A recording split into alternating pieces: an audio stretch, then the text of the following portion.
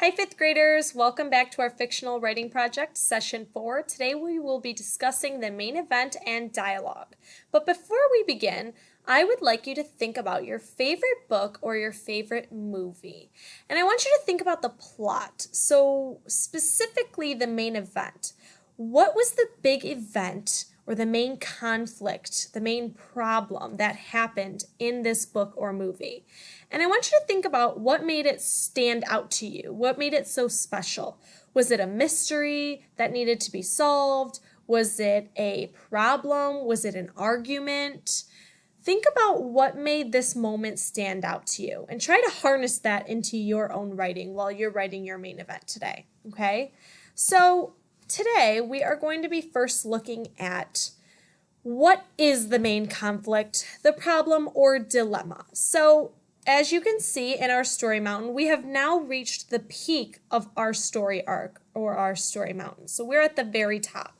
This is the big moment that we've all been waiting for in your story. So what is the main conflict? As I said, it's the peak. Has something gone wrong? Is there a mystery to be solved? Is the main character in trouble? Typically, this main conflict surrounds the main character. Something is wrong, and the main character needs to find a way to solve it. So at this point, you should have already thought about what your main conflict is going to be, and hopefully you have that written down on your story mountain, and you've already set the stage. You have introduced us to your characters, your setting, and you've built up with that rising action in your build-up paragraph. So you should be about ready to start talking about that main conflict.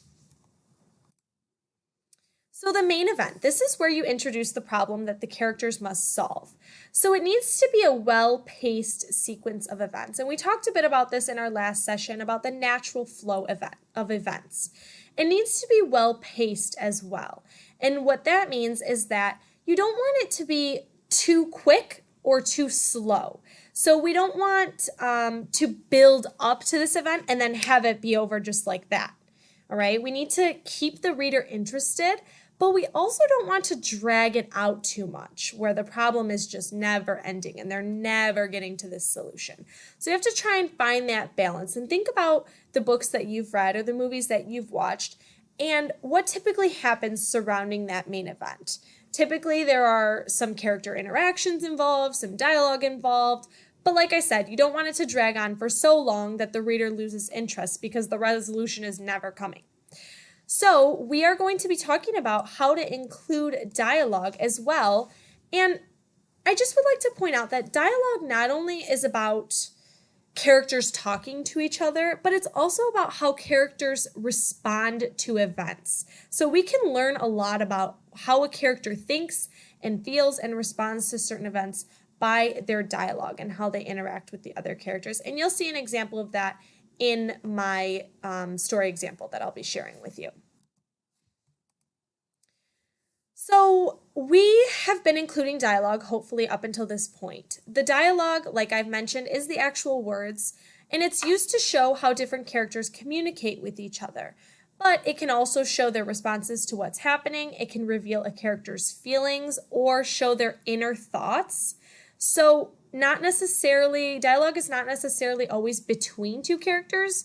It could be a character talking to themselves or thinking to themselves about what is happening in the story as well. So dialogue is a great way to show what the character is thinking inside as well. So I want to go over some tips about how to use dialogue. So when we use dialogue, we have to include quotation marks, as you know.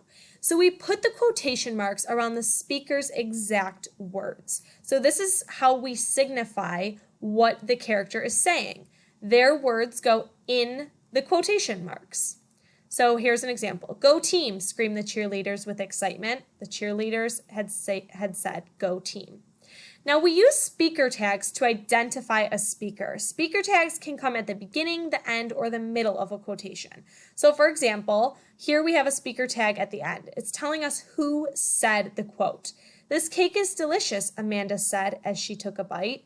So we know that Amanda is saying this quote, and the speaker tag is coming after this quotation. Notice that the punctuation is inside these quotation marks. So even though this is a complete sentence and I would normally put a period here after the statement, when you're using quotation marks and you have the speaker tag at the end of your quote, you're going to replace that period with a comma because this is all considered one sentence. Notice the period is at the end of the speaker tag. So this quote is within this long sentence. Another example, the teacher asked, "Did you study for the test?" In this case, the speaker tag, the teacher asked, comes before the quote. So when you are using a speaker tag before the quote, you need to make sure you put a comma before beginning the quote because you're separating this long sentence between the speaker tag and the actual quote itself. Notice the first word of the quote is capitalized, and we'll get to that in just a second. "It's so beautiful outside," said Sally. "I think I'll walk." In this situation, the speaker tag is in the middle of the quote. So we have, "It's so beautiful outside." This is the first part of our quote, comma before our speaker tag because we're not ending the sentence there. We're continuing it later on. Comma, "said Sally." Comma, remember we have to put a comma before another quote begins, just like we did up here. "I think I'll take a walk." And notice I have capitalized I. You would always capitalize the second part of that quote if the speaker tag was in the middle. So, like I said, we capitalized the first word of a quotation and the first word of each sentence. So, the basketball game was great, period. We won by 20 points. Both sentences within that quotation are capitalized. Okay, we always capitalize the first word of a sentence. Place the ending punctuation inside the quotation marks. If the dialogue is a statement, a comma separates the quote and the speaker tag, and we saw that above, right here. Right, so those are just some tips on how to use dialogue properly, and I will attach these examples onto the assignment as well so that you can go back and reference. These are great examples if you are writing your dialogue and you're not sure where to put the punctuation, the quotations, the commas, the periods. Always come back and look at this sheet and you can take a look at the different examples, all right?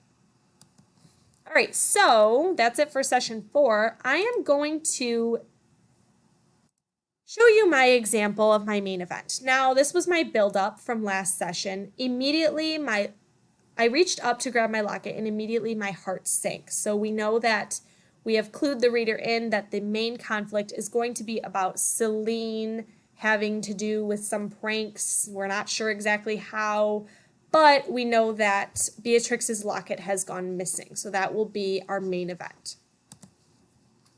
So here I begin my main event. I grabbed at my neckline frantically. "I don't understand. Where did my locket go? That locket means everything to me." The tears brimmed my eyes. I began to panic. So we have some insight as to how the character's feeling, and I have given that with some dialogue as well. As I spun around, I was met with a devilish look on Celine's face. "Looking for your locket, I take it?" Celine crossed her arms in an arrogant fashion. "I may know something about that." With that, she stalked off. Next thing I knew, Sanjay was racing towards me. "You have to be quick. I saw Celine mind-compelling a pixie to steal your necklace while you were dancing. The pixie flew off with it." Sanjay was doing his best to help out. Notice, boys and girls, that my speaker tags offer a little bit more information. So I didn't just say Sanjay said. I said Sanjay was doing his best to help out. Same thing up here. My speaker tag, it's me speaking as Beatrix, but I included that the tears were brimming my eyes as I was saying this, okay? So you can give some more information with those speaker tags. Use them and be creative with them. "Do you know where the pixie went?" I asked, suddenly hopeful. Again, cluing the reader in as to my feelings with that speaker tag. "I heard her saying something about the clock tower of Avalon," he replied. "Avalon is the town next to us. I knew there was a clock tower sat in the center of the village. I just had to get there." "Get in the car," Cleo commanded. Now my main event is a little bit longer because like I said, you don't want it to be super quick and over with right away. You have to explain what's happening. So it is going on to a second page, and that's okay if yours does as well. The drive to Avalon was so long. The wind began to pick up and the night air became more frigid. I tried to think of ways that I could get my locket down from the clock tower, but I was slowly growing hopeless. The clock tower was easily over 100 feet tall with no way of getting to the top. "Cleo, what am I going to do? There is no way up there." and it looks like it might begin to rain soon. We're running out of time." "There is one way." She gave me a knowing look. "I can't, Cleo. You know I can't. I've tried and tried for the last 6 weeks, and I haven't been able to." What's she talking about here? "Beatrix, you just need to feel it. Close your eyes and feel. Think about your grandmother and all she has taught you. Have faith in yourself. Cleo was always there for me." All right, so this is my main event. Cleo's locket has gone missing. This is the main conflict, the main problem. Celine has sent a pixie away with her locket and put it at the very top of this clock tower. Now, part of the main conflict is that she doesn't have any way to get it, so she has to figure out a way to get it. Now, Cleo is cluing in as to what the resolution might be, but we haven't gotten there just yet. So this is your task for today. Use that story mountain. Think about where you're headed and what your main conflict is. Try to include some dialogue in there. Use those transition words so we know what the sequence of events is. Be very descriptive and fill the reader in as to what that main problem is going to be. Okay, remember, we're trying to stick with that paragraph format, make it very clear where you're discussing your main conflict. Try to have at least 10 to 12 sentences to get a solid paragraph in there. Like I said, this is the main event, so if you do run over, that's okay. I did because I couldn't fit it all in those 10 to 12 sentences without rushing it. But always remember, try not to drag it on too long because we need to keep the reader's interest as well.